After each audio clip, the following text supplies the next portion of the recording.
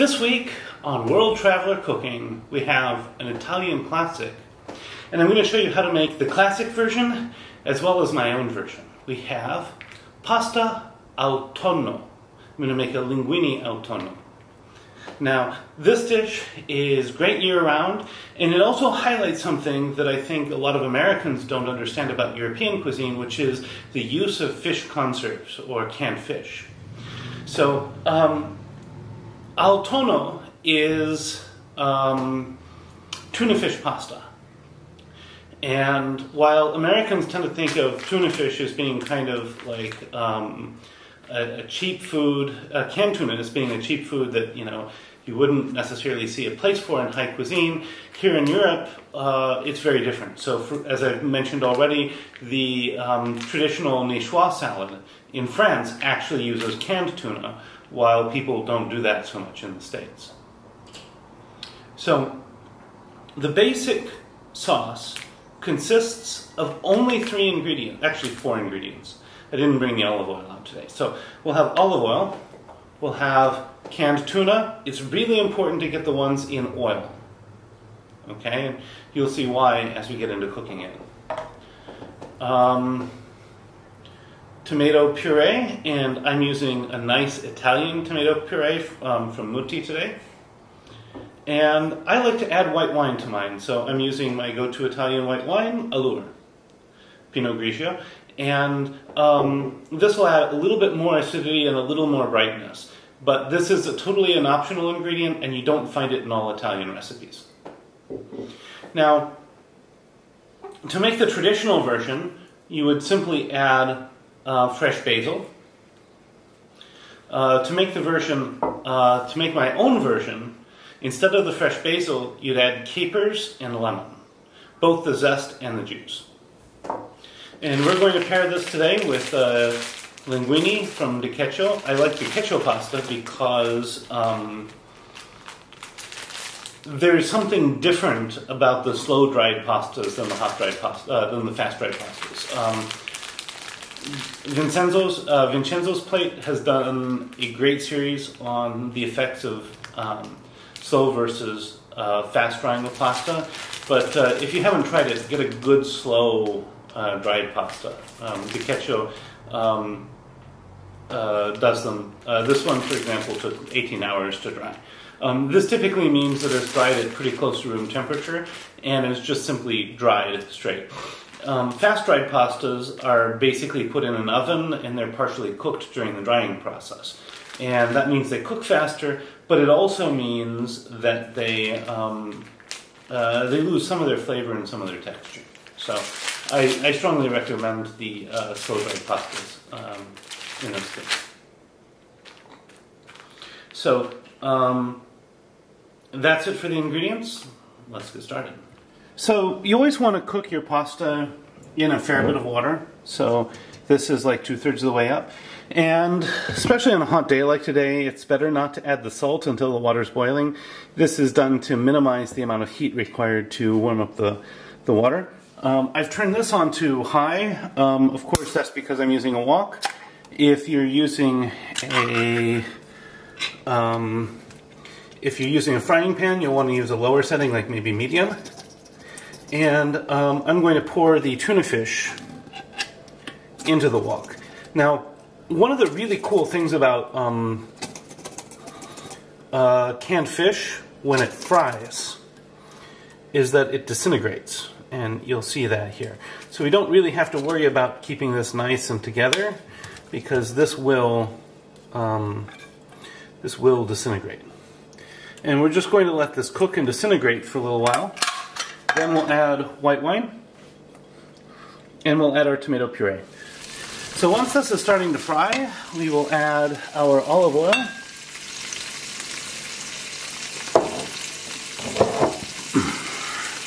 And extra virgin olive oil is actually really good for this, so add some olive oil. And now I've turned the heat down to medium. You want it to just gently be frying at this point. And I'm going to let it fry until it forms pretty much an undifferentiated mass.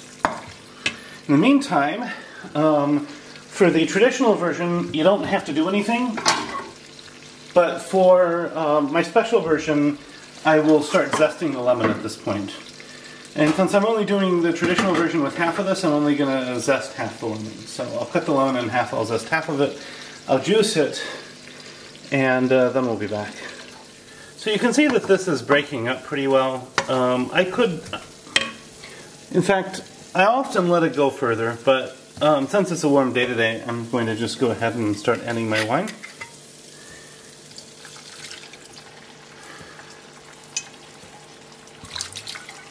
And basically I'm going to stir all this together.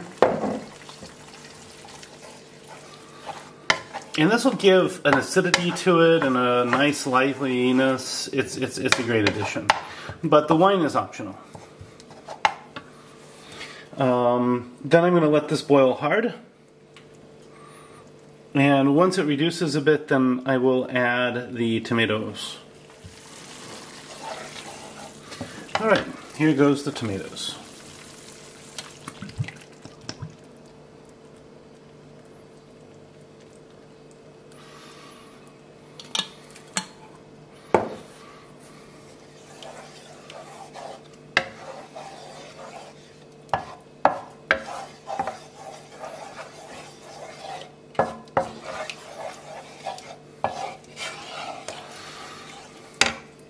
And now what I'll do is I'm going to pour just a bit of wine into the tomato container after I pour out the next little bit.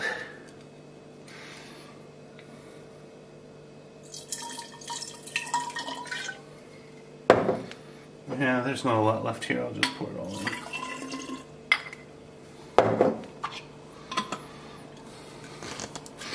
And then I'm going to shake this. And you're going to notice that all the tomato basically goes right into the wine. And I can just pour it in like that. And look, we have a relatively clean bottle. And a tastier sauce. Stir this together. And now I bring it to a boil. Once it's boiled again, then I'm going to divide this into halves because I want to show two different variations.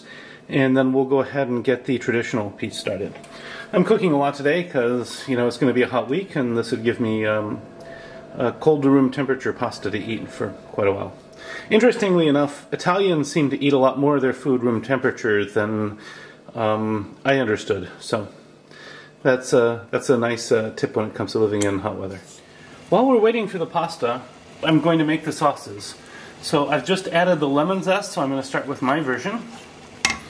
I'm going to add some of the caper liquid here and about half the bottle of capers. When I make this on the whole thing, I just dump the whole small bottle in.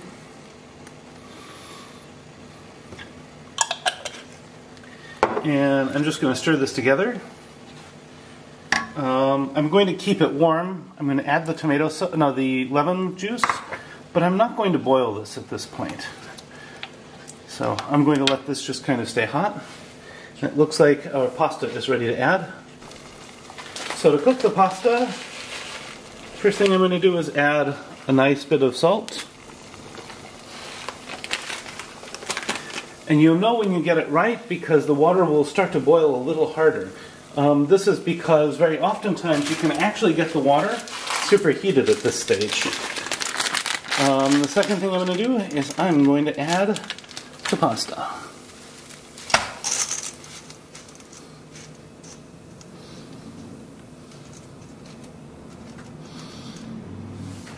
And in a moment, this would sink underwater anyway. But I'm going to let it cook. You want a lot of water because that'll keep everything from sticking together. And Americans add olive oil on top. Italians don't because Italians mix the pasta with the sauce and that keeps it from sticking. While I'm waiting for the pasta, now if I was doing this just this version, I just do this right in the wok. But I'm going to tear the basil leaves off. And when we add this back to the wok with the pasta, the basil leaves will just barely cook. You don't want the basil leaves really to cook, you just kind of want them to infuse the sauce. And so I'd say just add as much basil as you like.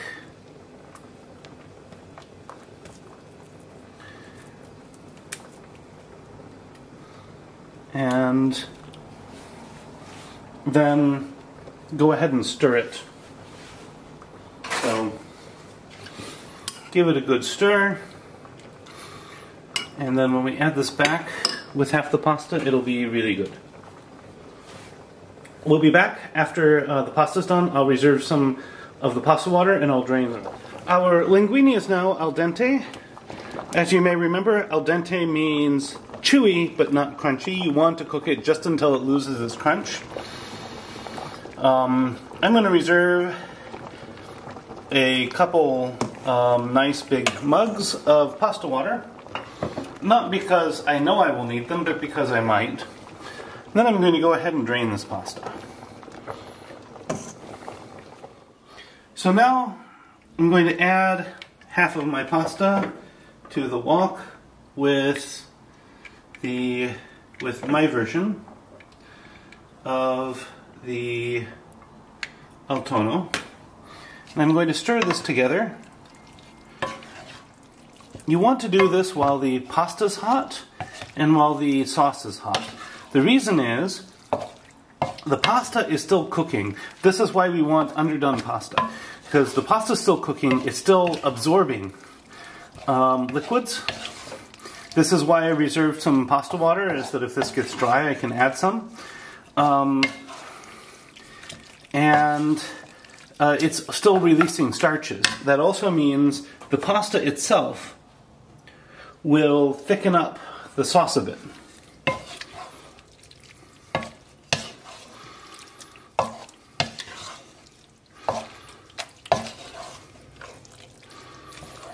So I'm basically going to stir this until the sauce and the pasta are well incorporated. And once that's done, I'm going to plate some of it, and then I'll move on to my other batch. And then we'll work pretty quickly to get the rest of this done. There we go, I think that's about right. Now, I'm arranging for myself a small tasting plate. So I'm just going to take a very little bit of this and twist it around. And twist it around on the plate. Just a little bit.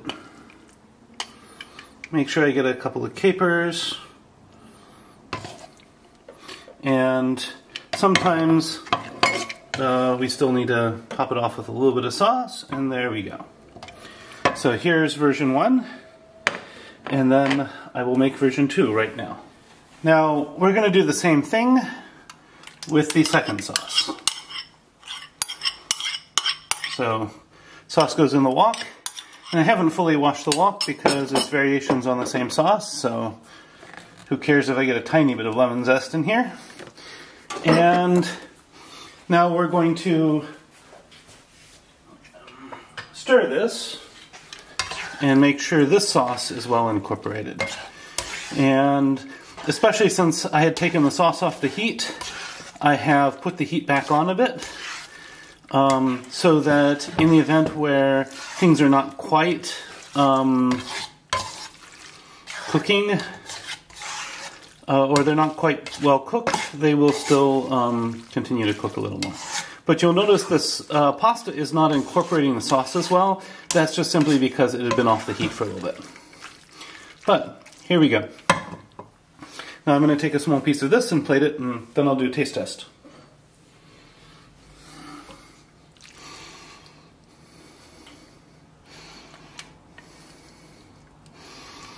So, at any rate, here is the second dish, and then we'll go ahead and do the taste test. And now for the taste test.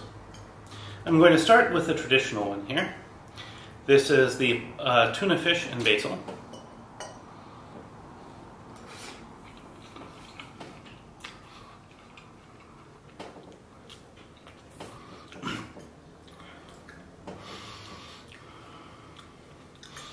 This is a wonderfully light dish. It's, I would say there's something quintessentially Italian about this dish. It has the basil, you can taste the basil, you can taste the tuna. The tuna's light, it's not overwhelming, and it all just goes together very nicely.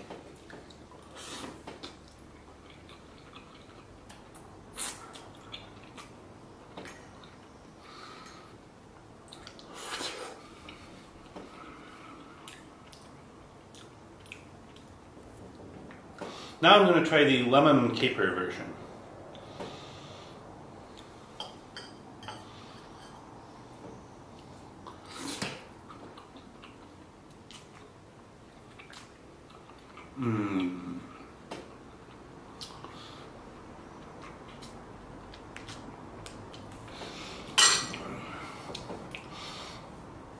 So what I really like about the lemon caper version is that it has a really full, vibrant, bright set of flavors. And those flavors complement each other really, really well. It's absolutely delicious. Now, if you find this content interesting, I hope I've earned a subscription and a like from you. And feel free to comment on any of my videos relating to improvements you think other people who watch the videos might want to be aware of. I never take offense to people suggesting differences. I think those sorts of comments add a lot of value to anybody who might want to make any of the dishes that I propose. At any rate, recipes in the description. Bon appetit, and see you next week.